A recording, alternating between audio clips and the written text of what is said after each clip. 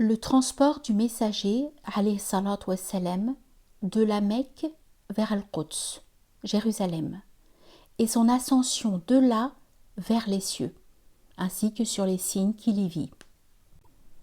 Ibn Asakir a situé les hadiths de l'ascension au début de la mission prophétique, tandis qu'Ibn Ishaq les place lors de la 10e année après le début de cette mission.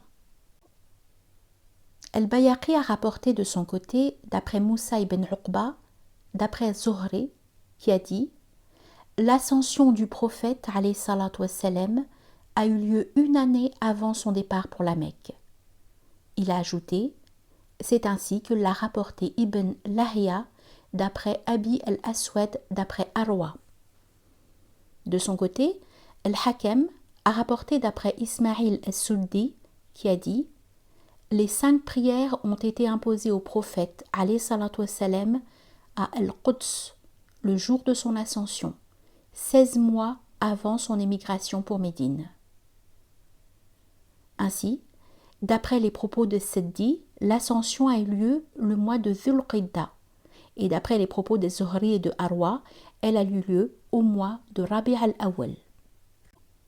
C'est le premier verset de la sourate 17, Al-Isra, le voyage nocturne, qui mentionne ce voyage. Nous le citons. Gloire et pureté à celui qui, de nuit, fit voyager son serviteur Muhammad, de la mosquée Al-Haram à la mosquée Al-Aqsa, dont nous avons béni l'alentour, afin de lui faire voir certaines de nos merveilles.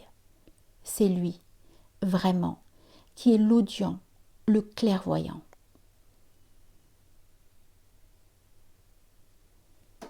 Abu Bakr ibn Abi Shayba a dit « Uthman nous a rapporté d'après Sa'id ibn Mina, d'après Jabbar et Ibn Abbas qui ont dit « Le prophète alayhi salatu wassalam est né l'année de l'éléphant, le lundi 12 Rabi' al-Awwal. C'est en ce mois qu'il fut envoyé comme prophète, qu'il fut élevé aux cieux, qu'il émigra et qu'il mourut. » Nous avons cité les hadiths rapportés à ce sujet en parlant de la parole du Très-Haut, gloire à celui qui a fait voyager de nuit son serviteur de la mosquée sacrée à la mosquée très éloignée dont nous avons béni l'enceinte, et ceci pour lui montrer certains de nos signes. Allah est celui qui entend et qui voit parfaitement. Sourate 17, verset 1.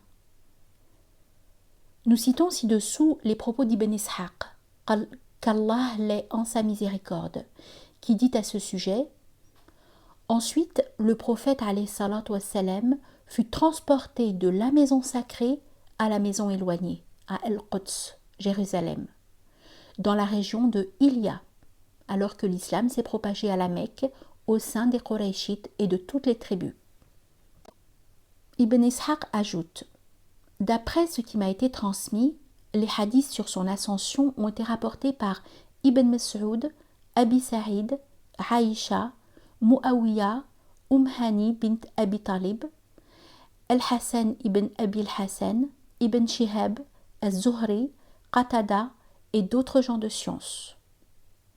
Il y avait derrière son ascension, d'après ce qui m'a été rapporté, une épreuve et un test. C'est aussi un commandement d'Allah et un signe de son pouvoir et de sa capacité dans lequel il y a un enseignement pour les gens doués de raison, ainsi qu'une miséricorde, une guidance et une fermeté pour ceux qui ont cru et ont ajouté foi et qui ont fait preuve de certitude et de conviction. Cette ascension a eu lieu comme l'a voulu Allah et ainsi qu'il l'a voulu, afin qu'il lui fasse voir ce qu'il a voulu de ses signes, jusqu'à ce qu'il pût voir comme signe de son pouvoir immense et de sa volonté avec laquelle il fait ce qu'il veut.